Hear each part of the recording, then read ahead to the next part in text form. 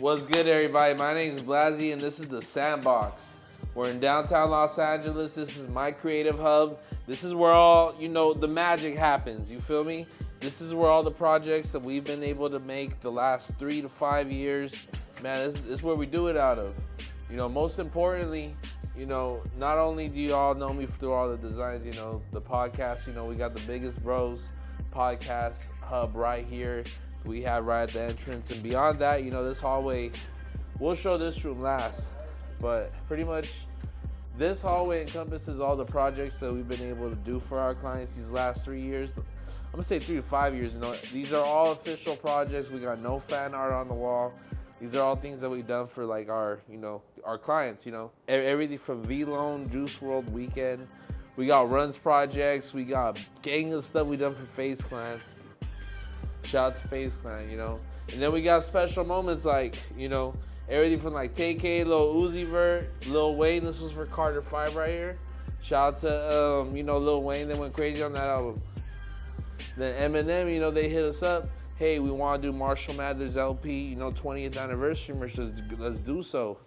Get it done, you know what I'm saying? These are all, and these are just our favorite projects, you know what I'm saying? Like, I would say in total we probably have done like, we for sure are in the thousands of designs that we've done for like people, So this is like a whole like museum of like the best stuff you've done. Yeah, it's just best. Yeah, well, not even best, because there's some that like made more than others. These are just our favorite. Like, holy kid, these are like sick. You know what I'm saying?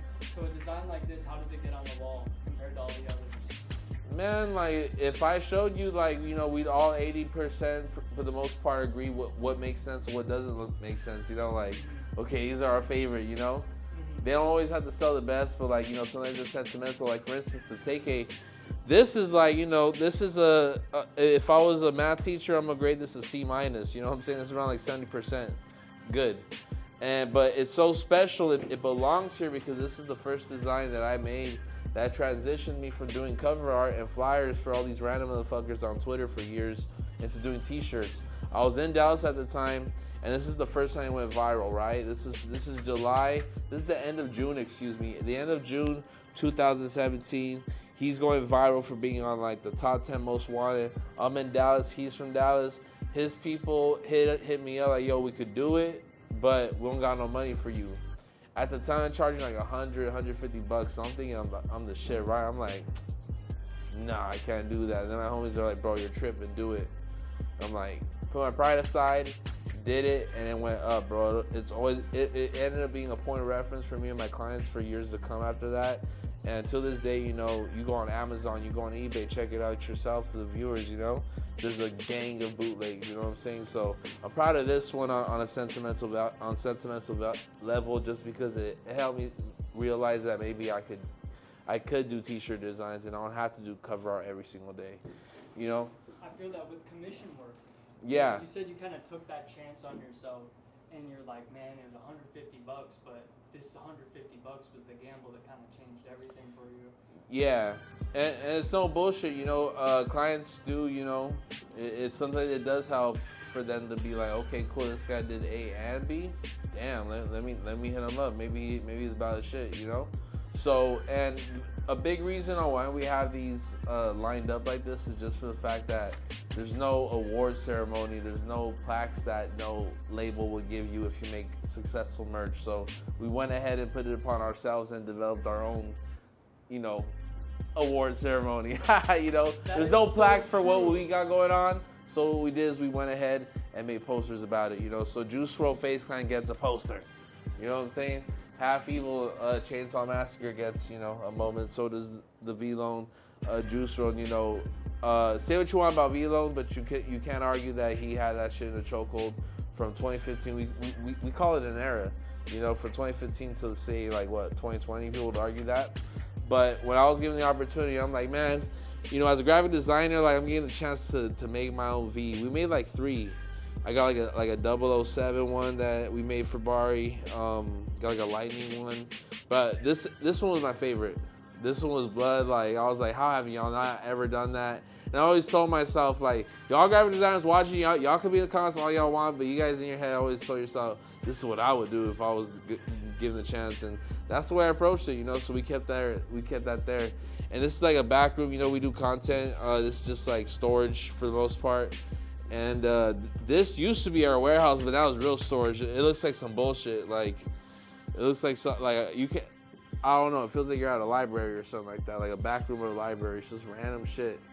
But you know, but we used to do our warehousing in that room. It got to a point where, you know what, the warehousing is getting out of control. We need our own space. So we have a space about 2 blocks from here that's around the same size of like this whole office feels gutted out, just filled with boxes, bro. Like, you would get a headache if you're in there. Here, let's talk about the market piece real quick. Yeah. So this is a dope piece for me, just because, you know, I understand what Grateful Dead brings to the culture. You know, they're known for having an immersive culture themselves, and if I wanted to be part of it, in particular when it comes to t-shirts, that better come correct. So when Chinatown Market, you know, now known as Market, decided to do their collab, they hit me up like, hey, BLAZZY, you know, at that point, we're already years, man.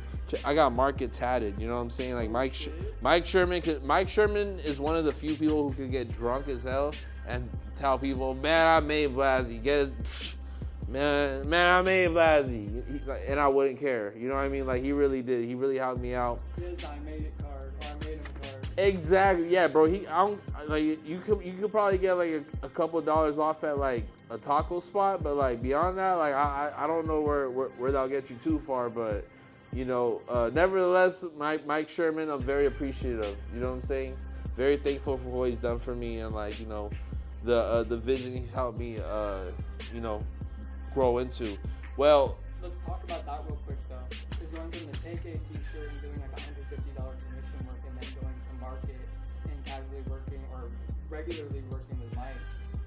How did you go from that jump? And so where did like that creative?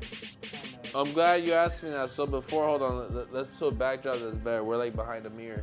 So, you know, at the time when we were working on projects, you know, when I was doing Take A, yeah, my rate was about $150. You know, I was doing a lot of cover art, a lot of Twitter commissions, and at the time, t-shirts weren't really one of the bigger reasons people were, you know, rocking with me.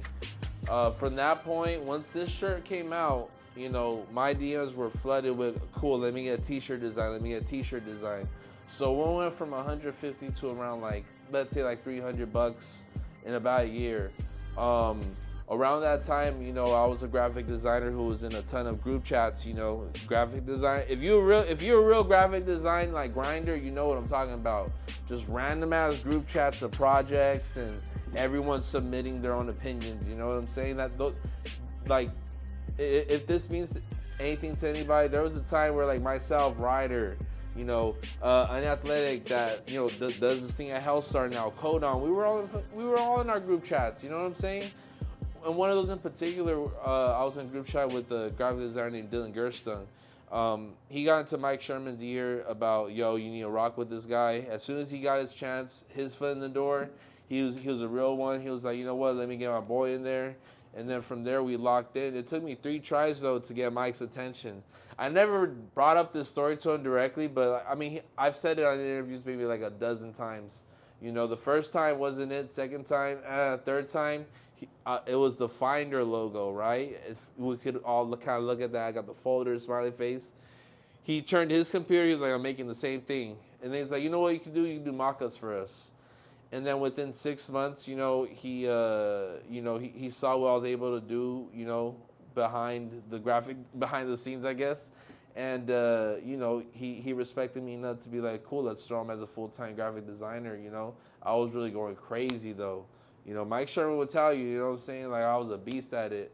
And he was, you know, and this is a style, you know, he comes from a background of doing a lot of illustrated, you know, AI-based. When I mean AI, I mean Adobe Illustrator. You know, he was doing a lot of AI-based designs where most of this, I'm going to say 90, maybe one of these might be made on Illustrator, but it looks like all of them were made on Photoshop. You know what I'm saying? So, it was something new for him, but like he honored, he respected me, bro.